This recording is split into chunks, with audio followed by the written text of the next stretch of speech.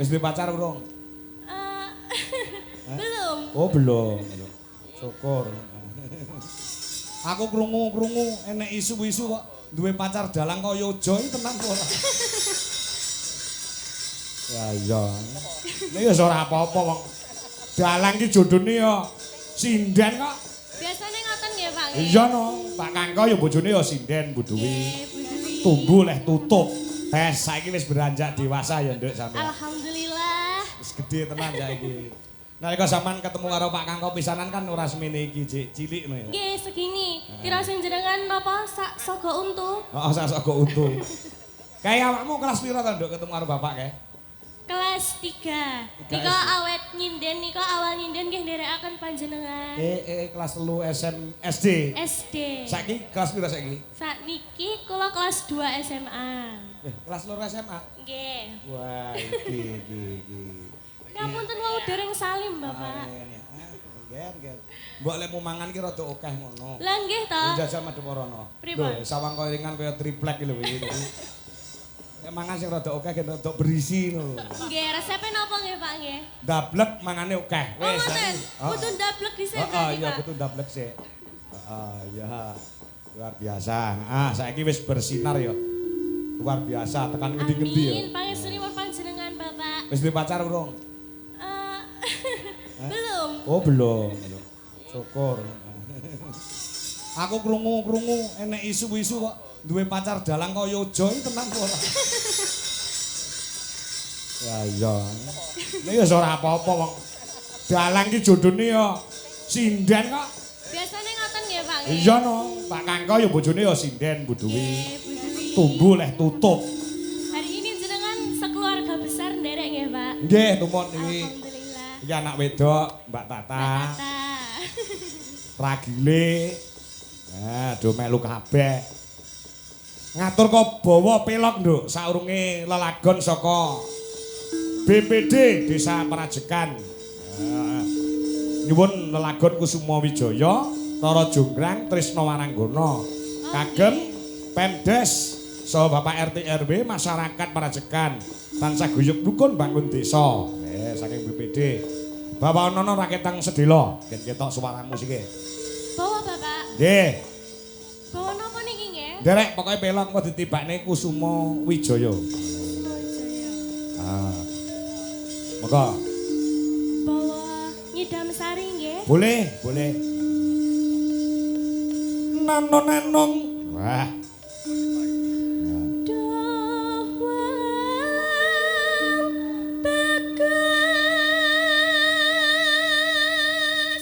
Nah, cocok nek sing nyembang sampean tembang perkara kasmaran. Ya,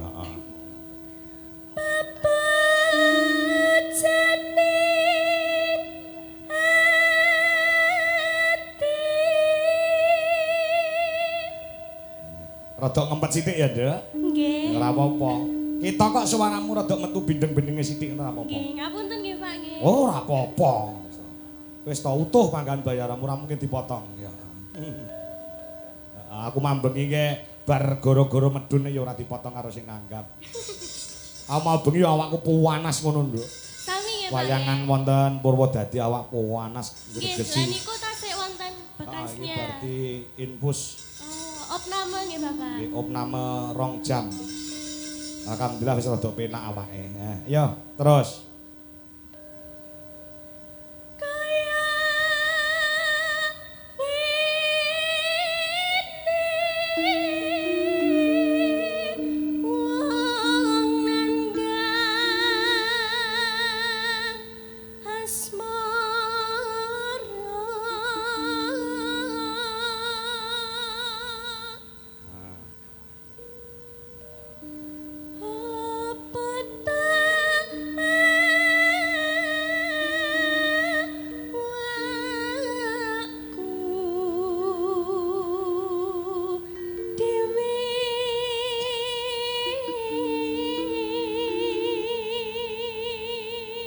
Iki ana bebungah saka BPD Desa Parajekan. Iki nyuwun lelagon 3, iki menehi bebungah wujud duit 250.000. Oh nggih. Saking sinten, Bapak? Saking BPD. BPD. Desa Prajekan iki uga ana. Nah, tak wonten iki pisan. Oh, karek minangkani. Nah. Assalamualaikum warahmatullahi wabarakatuh. Saya minta gending kangen ning ati kami tujukan kepada panitia dan segenap perangkat desa. Lebih khusus kepada Mbah Lurah Timbul. Semoga Prajekan tetap jaya di udara. Wassalam. Saking penggemar wayang kulit Wahyu Dianto Dukut. Dukuh. Ya njaluk gending kangen ning ati. Heeh. Ki mau saka BPD njaluk lagu Kusuma Wijaya Rara Jonggrang Tresna Waranggana 250.000. Ya. Gandeng iki njaluk lagu kangen ning ati ora nganggo dhuwit, ora usah dipinangkani iki kok. Apa-apa nek ana dhuwite ora jalan saiki ya. Oh ngono. Dari perangkat desa Prajekan, nyuwun sesideman Gerajakan Banyuwangi pepiling gubuk asmara. Wah iya. Ya ana dhuwite ya iki. Ana. Ya, iki sak mene kae iki. Lo. Pinten niku, Pak? 500.000. Wow, 500.000. Heeh. Ki sing njaluk lagu ora nek dhuwite iki kono ora usah di.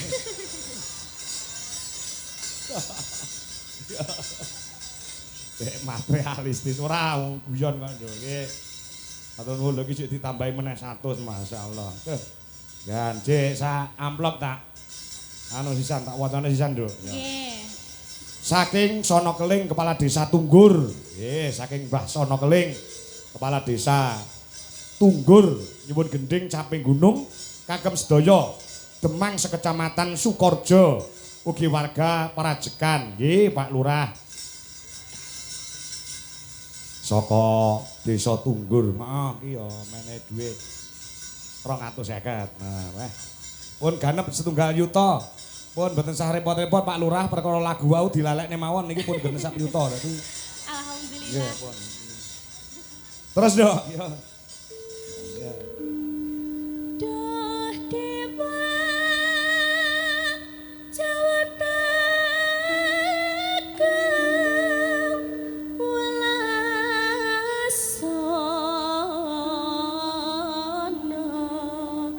mringwa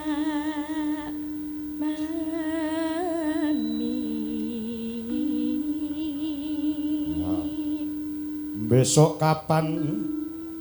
Besok kapan ketekan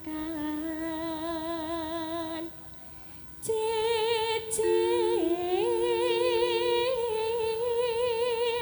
lan wong bagus.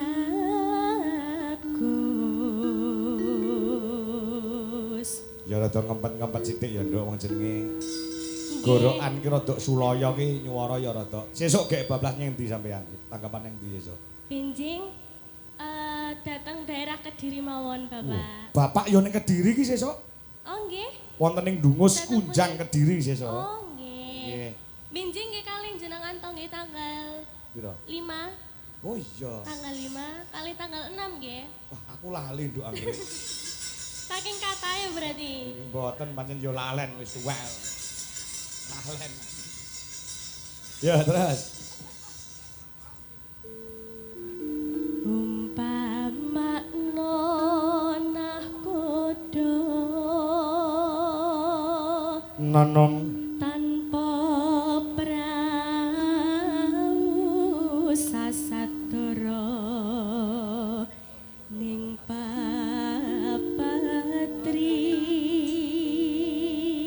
Jenengan ugi mriki to, Pak? Wah, adoh lho daleme. Wah, matur nuwun, matur nuwun. Penggemar berat kan Nduk Tang. Pundi, Bapak? Menika sing asta blangkon. Oh, nggih, saking pundi, Bapak? Pak Dion. Madiun. Madiun. Madiun. Oh, nggih. Pak Santo iki Pak lho. Santo. Asmara Santo. Mbah nuwun. Nyidam Sari As. Nyidam Sari As ngoro.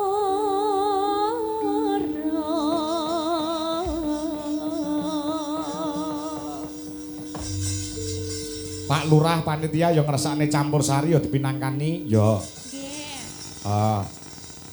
Ana sing nyuwun campur sari ya disembadani, ana sing klasik ya disembadani. Heeh. Nek tanggal 8 somben ning sambit ora ngersakne campur sari yo siap. Ya. Yo, lagune Kusuma Wijaya ya, Nduk. Tang. Nggih. Gamelan plus musik. Oh, ngono ya. Coba kayak apa? Yuk. Kusuma Wijaya katur Bapak BPD. Ya, ya.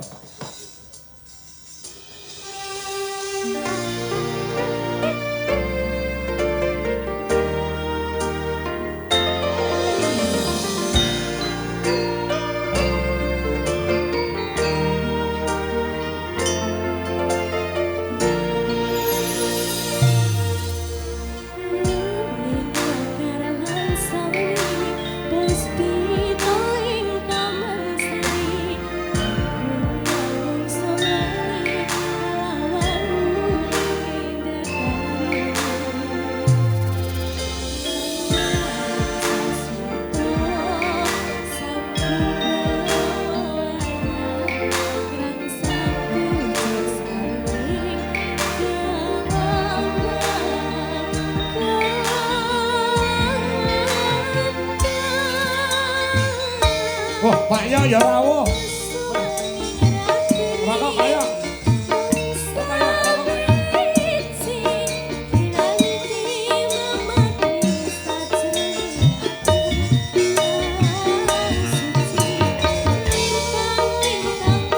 Kalau sindu Pak ya. Sindu. Ele.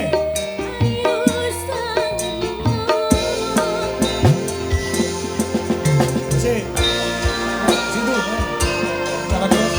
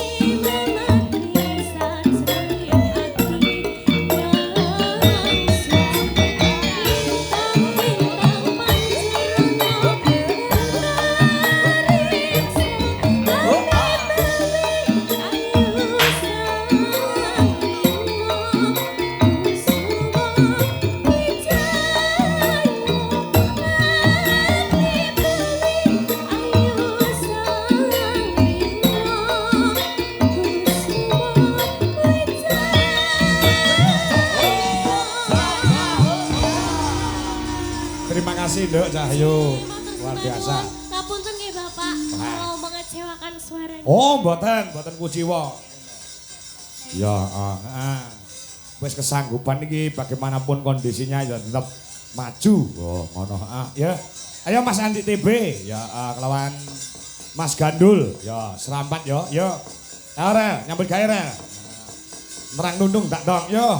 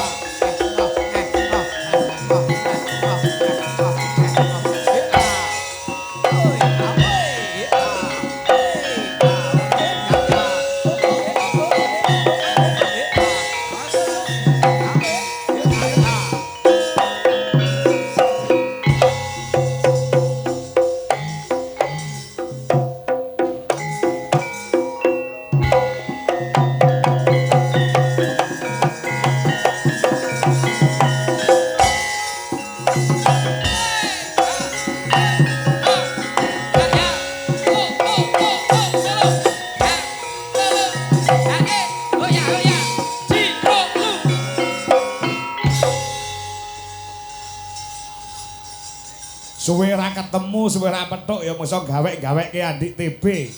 Rumangsane kaya tokono dolanan. Padha nyambut gawene Iki. Apa lali po jenenge kanca Yano Yahene kok senane gawe gegeran nyun pamunten macange bulingguk Mas Kangko. Piye Mas Gandul? kowe ngendang iki lagi pisan lho ya. Kowe Grup anyar. cadangane Denko lho ning kene kowe iku. Lah iya. Kok oleh nyepelekne karo dagelan kowe. Mbok aja ngono lho Mas. Barep piye TB iki pasanganku. Ya dulurku. Ngenyek TB padha karo ngenyek aku. Sampeyan nderekke Pak Kangko lho. Kok malah arep mirang-mirangke grup. Ngerti ora kowe? Enek paribasan klemben-klemben roti-roti lho Mas. Biyen saiki. Lho rungokno kuwi. Lho aja ngecek kowe.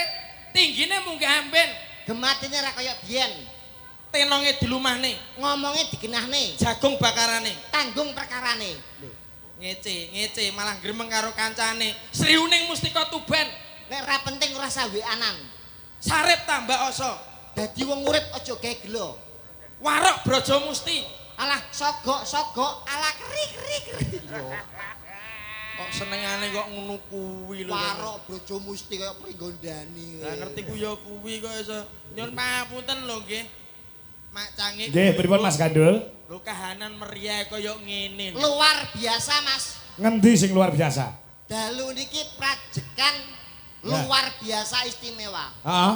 Kula niku pun ping kalih teng mriki. Weh, kowe kuwi Pertama di Balai Desa tahun 2018 dalange Ki Sigit Arianto ingkang dados lurah tasih Mbah Mantan dereng Pak Timbul. Oh iya. Tese Pak Slamet. Pak Slamet maneh kula apal teng daerah mriki. Heeh. Prajegan niku desa yang itu Kecamatan Sukorejo. Terdiri dari 6 dusun. 13 RW.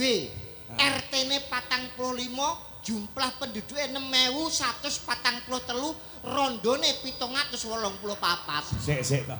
Termasuk bu kami tua misteri iku rondo. Apal kula teng mriki? Kaya tuku pegawai sensus penduduk lho to. Nggih.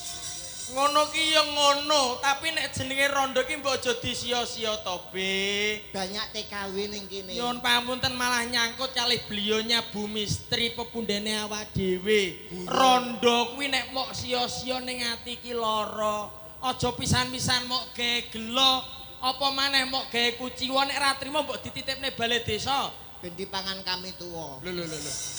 Kami tua sapa? Kami tua wasi. Alah. Oh ya, Ketua panitia lho kuwi. Senior. Senior. Kok apal kabeh lho rumangsaku. Saking kuliner ini Mas, walaupun 2 kali tapi hebat Pak. Ibate Tahun apa? 2018 belum ada niki alun-alun Sumringah. Belum ada. Belum ada, tapi semenjak dipimpin Bapak Timbul, SKP. lurah periode kedua, Prajegan satu-satunya desa yang mempunyai alun-alun sekabupaten Ponorogo. Tepuk tangan. Prajegan. Prajegan. Kenek kanggo percontohan saestu. Napa maneh nyuwun papunten. Niki acara sedekah bumi. Omonganmu ya kudu hati-hati. Iki budaya lho. Kowe ning panggonge kalian Pak Kangko lho, Dwijo Kangko.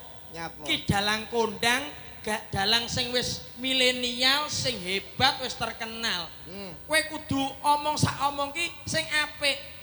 Apa maneh arep ngadepi 2 Mei Hari Pendidikan. Seni budaya ki kudu dicakne lagi ngoten to? Oh betul. Nyuwun pamunten. Tamongi. Apa? Nyuwun sewu kowe kok bandingna aku karo Mas Kangko iki karepmu piye? Lho, iki seni budaya disawang ki ketok manis ajining diri saka lati ajining raga ka busana. Disawang ketok pantes Pak Kangko coba sawangan nganggo busana ireng, ketok guagah. Lah sampean lho, wis ora wedaan, kulitane ireng, nggo klambi coklat malah kaya tape Bodowasa. Ngene lho tak omongi. Justru iki nguri-nguri kabudayaan gitu Pak. Iya no. Gelar pagelaran wayang kulit ning Desa Prajegan dalam rangka bersih desa. sak minim biyane wong sing ora budaya sapa? Lho sampean iki kok penganggon mbok sing pantes kaya aku gedhe dhuwur lho. Matamu katarak piye potonganmu sak botol Yakult lho gedhe dhuwur. Pokoke engko takon ngezoom sing nyuting. Nyuwun sewu, Piye? wong sakmene dalam rangka melestarikan budaya, sing ora budaya ku mung siji. Kok iso Dalange ya Mas Kangko. Sik. Kok iso kowe malah iki urusane dawa lho. harga diri lho Pak, harga diri. Pripun? Kok iso aku ora budaya? Jenengan kok nesu ngapa? Ya nesu no. Mergo kabeh iki pimpinane ning dalang kok. Nyuwun sewu, budaya niku kan awake dhewe mung kari jiplak apa dawuhe para pinisepuh. Leres mboten? Ya bener. Paling gak ngestokne dawuhe para pinisepuh. Ya. Ana biyen wong tuwa ki tau omong. Ya, Sanepan le aja mangan ngarep lawang mundak nolak rezeki. Betul ora? bener. Le nek mangan piringe aja disangga mundak dadi sangga-sanggonane wong Wong akeh, wong tuwa. wong tuwa. Le nek lungguh aja ning dhuwure bantal. Iya. Mundak udunen. Bener. Sakmene kae sing lungguhe ning dhuwur bantal sapa? Ngaku ora? Sampeyan lungguh ning dhuwure apa? Ndur bantah. Nah, iki jare nindakne dawuhe para pinisepuh ora? Ya nek miturut kuwi ya salah. Ora budaya sampean. Ning nek aku ora dilungguhi bantah, ora nglungguhi bantah, aku iso ngeblak. Yo diganti bantal, bantalnya diganti. Kan ya apa? Kompor. Loh, Sik silinku kok abang ngamuk. Dan kemritik. oh malah Perkara nglungguhi bantah kuwi wis ninggal tata krama uda negara ngono. Nggih, lha jenenge wis sanepan tinggalane leluhur, mulane kudu diuri-uri padha dene kados bersih desa niki. Ya. paling ora iki ndongakne lak nggih ngoten. Wah iya no. Ngiras pantes gladi wano kalian warga masyarakat wonten ing Prajegan. Brajegan dalem gandul saking Blora niki kula dongake kagem warga Brajekan tiyang dongane senine ngagem pantun nggih Pak nggih. Nggih. Kersane saya pantes. Nah, jos iki lho, nggih contoh iki lho. Piye Dul? Rungokno iki. Enek ketan wadahi tampah. Wong sak Brajekan muga-muga kebak berkah barokah Allahumma. Amin. Prajekan. Brajekan. Ya. Enek ketan kabeh siji. Apa? Wong sak Brajekan muga-muga kathah rejeki. Amin. Ana ketan rupane coklat. Apa kuwi, Mas? Wong sak Brajekan kabeh padha sehat. Amin. Ngono kuwi lho Donga. seni. Sampeyan napa Seni saged? lho. Sampeyan napa Contoh saged? Pak Ya jenengan. iso no. Napa? Nyang swalayan manggone ning Jawa Timur. Artine Piyayi Prajekan muga-muga panjang umur. Ngono. Ya tetep iso wong budaya kok wong budaya. Ngono. alah an-an kabeh ya iso. Lho, kowe kok nyepele lho. Tuku kapsul. Lho. Kowe iki apa lara apa piye kok tuku kapsul? Sik tak karo tak mikir. Tuku kapsul katutan genteng. Apa kuwi? Pak Timbul kula rokoke der. Hei, Senengane kok sponsore wis eneng lho rokok ki. Lho, Salahe tekomu Gary. lho mboten kula niki kula salane mergo kula iku nyemoni pengen benerno jenengan. Kok iso aku salah? Salahku nggon ngendi? Donga gawe Pantun. pantune jenengan apa? Ning swalayan panggone Jawa Timur. Artine Piyayi Prajekan muga-muga tetep panjang umur. kowe ndongakno gawe pantun piye? Pantun. Piye? Tuku ketan kabeh siji, wong sak Brajekan kathah rejeki. Nyuwun sewu, ndonga gawe pantun ngaten iki bener napa salah? Ya bener. Sing ngomong bener sapa? Dalang kangko. Nek ngono sampean ra tau mondok, ora tau ngaji. Lho. Sik iki urusane agama lho wong Lho pondok. nggih kula bisa memastikan. Agama ora entuk dolanan lho iki. Mboten, Hubungane apa? malah jenengan sing gawe dolanan agama. Sik, jangkrik. Wis sok Donga gawe parian. ana to kiai alim ulama ning santri dawuh, "Le, kowe sombe nek donga gawe pantun." Eneng apa ora? Eneng apa ora kok malah melilik? Ya ora enek ning Lah, ora eneng ya wis. Jenengan nek donga gawe pantun malah malaikat nyatete bingung. Lho. Sik ta, Be. Lah kok iso kaya ngono iki lho? Dan donga kok gawe pantun dajal ki donga gawe pantun. Imam ning masjid apa ora bingung kae? Kok iso? Pas wayah salat, Allahu Akbar. Budal sekolah mangan es krim. Bismillahirrahmanirrahim. Main dadu tengah alas, kul a'udzu birobinas. Iki salat bare jam pira? Pikir. Lah sing prayoga ki ndongane sing piye? Donga niku sing bloko suta, kabeh penonton ngerti, pamirsa ngerti, malaikat ra bingung. Oh, ngono. Paham mboten? Paham ya. Ngono kok wis tanggapan larang. Lho. Lho, iki akeh alim ulama lho kene. Lah iki kurang ajar nek iki. Seni ki ra kena dituku nggo dhuwit, paribasa dijaluk diwehke nek dituku ki larang. Iki niate ki nguri-nguri budaya lagi ngoten to, Oh Pak? iya aku belanono, Dul. Dijaluk diwehke apa kacek 10 yuta nolak kaya. Kowe iki ya mbok aja kaya ngono to, Be. Ya wis tak dongakne nganggo bloko wae. Ha, Muga-muga wong Brajekan sehat seger kuwarasan, Betul. murah sandang pangan. lah, Muga-muga alon-alon sing dibangun iki berkah barokahi. betul. Bisa gawe kemajuan kesuksesannya warga Brajekan sedayanipun khususnya untuk para pemuda semuanya tambah maju dan tambah sukses. Allahumma amin. Oh. Lurahe mawon asmanipun Timbul. Pak Timbul SAP. Sarjana Akademik Pemerintahan. Timbul itu kan bahasa Jawa. Cara Indonesianya kan terbit. Bener. Prajekan terbit seorang pemimpin kados Pak Timbul. Mulane no jenengan nyontoh Pak Timbul kayak itu Mas. Ya wis nek perkara jeneng. Duwijo Kangko, kuwi ya jeneng Jawa lho. Putrane Bapak Ki Sukron Suwanda. Iki elek nyuwun sewu Mas. Niki kula mboten ngenyek jenengan mboten. Lah kenapa? Jawa kuwi justru nama sing aneh kuwi biasane hebat. Iya. Kaya Pak Timbul ora ana apa-apane. Timbul tok. Akhirnya jenenge Timbul, karirnya Timbul. Iya. Tur jeneng Jawa kuwi nek gawe kewan mesti sukses. Contoh Percil, Deni Percil, Lucy Brahman, Lucy Brahman. Pesinden Ponorogo, Iya. Trio Macan. Lho kuwi hebat. Sukses to. Jenengan Dwijo Kangko ora ana kewane elek, Pak. Ora iso mlejit ya. Jenengan nek pengen kondang kula kei tambahan jeneng Tambahan kewan. apa kira-kira? Ki Kangko tekek. Nggih, apik ta? Jadi prajekan ini dalangnya sapa? Kanggo tekek. Apik lho Pak iki, Pak. Ora kena sing gawe lho iki. Ya apik. Ampun Pak nek iso jeneng agama mawon Pak, jeneng agama. Ah. Jeneng Islam. Muhammad, kan pun haji nggih bapake nggih. Ki Sukron Sondong pun haji. Jeneng Arab ya apik lho, Be. Oh, nek Arab iki kalah karo jenenge anakku. Lho, anakmu ya mau jeneng Arab. Anak kula lahir pas bulan Ramadan wingi, Pak. Wah. Metu lanang tak jeneng Islam. Lho, sapa, Be? Muhammad Takjil Saur Imsakiyah. Muhammad Takjil Saur Imsakiyah. celukane. Mokel.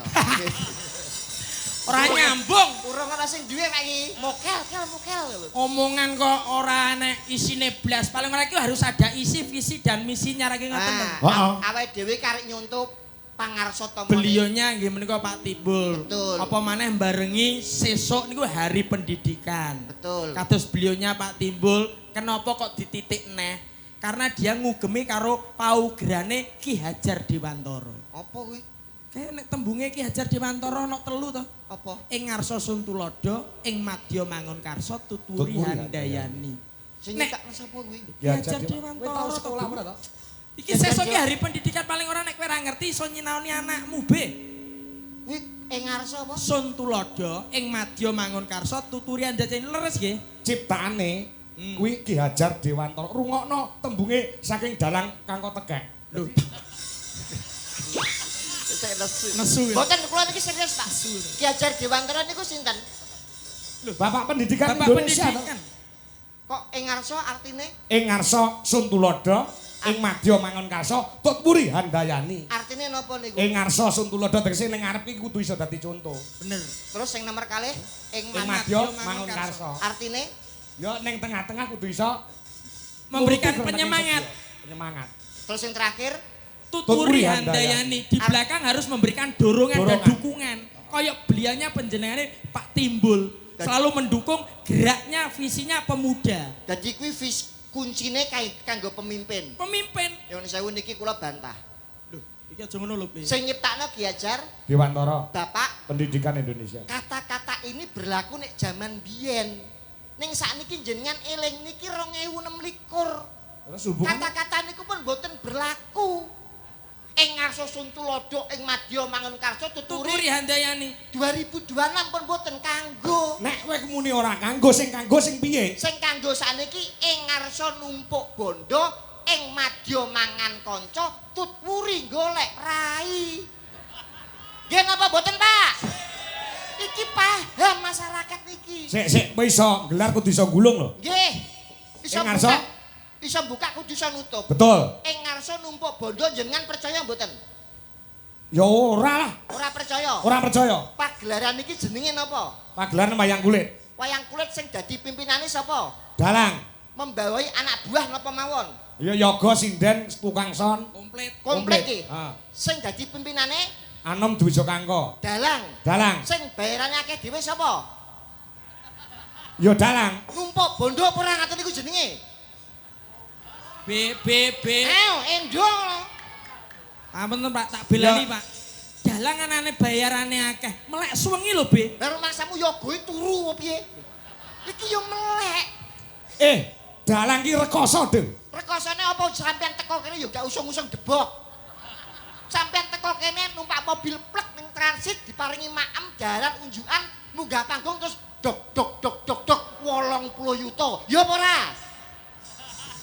Dul akeh wanganan dul. Tangane iki nyabutno polah, tangane iki polah, Be. Dari masamu tukang kendang iki dekem menunggu piye? Tukang kendang iki ya polah, bayarannya akeh sapa? Akeh Pak Kangko. Numpuk bondo. Sikile kan ya polah, sikile ora mung tangan. Lah tukang jaipong apa masamu sikile ra polah? Nyuara suwengi. Lah apa sing den sakmene iki bisu kabeh? Iya to Pak, kaya malah jadi bantah to Pak. Ayo Aku bener bengi apa iki ora? ora nek bener blas iki. Kowe aja ngono lho. Nyapa? Iki dina sampean, wah iki repot iki. Nyapa? Pak Kangko iki wis mbelani aku. Iki dina grupe kudu aku. Nyapa? Lah kok iso malah kaya ngono sampean? Lah nyapa? Bayaranmu ki melok Pak Kangko lho. Lho, engko nek nganti gelo atine Pak Kangko wis sesuk ora dibayari piye kowe? Sorry sing bayari aku ra Mas Kangko, Pak Lurah Timbul. Mas Kangko itu perantara duit saka Pak Lurah diparingke Mas Kangko terus diparingke aku. Ibaratnya Mas Kangko ki makelar mobil. Lho. Ora duwe hak sing bayari Pak Timbul karo Pak panitia. Dalang Kok ngaku-ngaku dhewe rene ya golek duit to. Dalang kok semuk blantik iki lho. Kok sik ning ngono nyuwun pangapunten Pak Ya, izin. ya, ya. Dadi ning ngarep kuwi numpuk bondo. Lepas saka pagelaran wayang kulit. Mergo kowe karo aku sebagai bintang tamu tan bedane kalian Mbak Kairo. Kowe karo aku pemimpinnya sapa? Aku. Nah, berarti sing numpuk bondo kowe. Lho, ora iso. Mentolo kowe. Ora iso. Kok ora iso nyatane bayarane akeh kowe terus kok. Mergo kowe ora pasangan tetap. Kowe sik magang.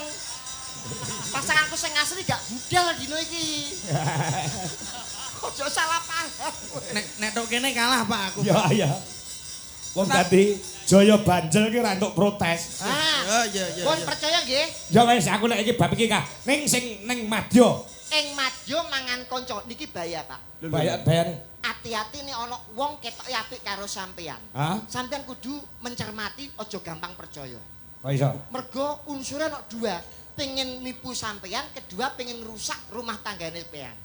Ketoke apik karo sampean, sapa ngerti seneng karo bojone sampean. Kuwi mulane ana tembung tetembangan bojomu tak silihe, niku bayane. Kok sik nyepele. Hati-hati lho. Sik. Omonganmu iki kena digugu ora lho? Ngapa? Dupeh Budwi mboten nderek terus mau elek-elek. Iki lho Budwi. Lho, Budwi iki sarjana S1 lho. Masih Sarjana digodho model piye? Ora ngarah goyah imane. Sarjana apa? Sarjana seni. Alah, mbek bojoku ya kecil lho. Iya. Bojo kula niku elek-elek titele SPD MMD, Pak. Sarjana pendidikan. Sing ngomong sapa? Lah apa SPD? SPD MMD niku sekolah pedodel mergo meteng dhisik. Wah, Jadi aku pacaran 2 wulan iki bojoku meteng 3 wulan. Weh, hebat ora weh. Omonganmu malah koyo welut to, Be. Lah sing terakhir kok iso mau bantah? Lah iki tut uri golek rai. Ini sering muncul saat pilihan lurah, pilihan bupati, pilihan gubernur, presiden. Iya. Adol swara umpamane jenengan calon. ah, Pak iki lho Pak wongku Pak. Wong 100 wis sampean cekelen weh, kayak nyeketan mesti milih sampean. ya. Engko nek calon neh, nawakno neh. Pak niki lho Pak, wong kula jenengan cekel kayak 50 mesti nyekel sampean. Mulane akeh pemimpin sing gak dadi calon-calon sing gak dadi. Mergo nek gone tetembangan ana pantune, Pantune piye? ana tekek mlumpat pager, Karepe. duwe entek dipangan kader. Niku sing bahaya. Iki tak elingno iki Mbak Lurah pemeh insyaallah menjadi lurah lagi diprajekan untuk periode yang ketiga, Pak. Wah, Amin, amin. Hati-hati Mbah. Tekek mlumpat pager iki lho. Berarti sing mlumpat Pak Kangko. Ah, Lah jare Pak Kangko tekek kok iso. Niku Pak Rumangsa kowe. Kudune yo melu bungah, melu seneng no. Be. Betul. Kahanan meriah kaya ngene. Matur sembah nuwun kagem sedaya warga ana ing brajekan sedayanipun. Nggih. Semoga tahun yang akan datang lebih maju dan lebih indah, semua ditata lebih rapi. Betul. Lah aku ning kamar mandi kecelek. Nyapa? Arep nguyuh kebelet dadak mlebu sing sisih tengen. Ngapa? Lah ora enek banyune. Banyune anggek sing sak sisih tok e. Sing sisih. Lah yo kleru Iki aku. saya nek pipis enten bolongane, Pak. ya. Kudu ngepasne nek ora ngepas belebir teng budi bersih. Bergoreng dadi. Oh, Urung dadi dadakan lho, Be. Nggih. Nggih. Dadakan iki bot-bote yo diserempeng supaya iso lah dienggo fasilitas untuk teman-teman semuanya. Betul, Matur betul, sembah. Pak. Insyaallah kok tahun ngarep awake dhewe pomo rene meneh iki mesti dadi luwih apik wisan. Amin, amin, Amin, amin, amin. Berkah barokah sedayanipun. Niki kalih melampah, Pak. Nggih. Kali tetembangan mergo iki pamundhut pirang-pirang Mas TB. Nggih. Nah,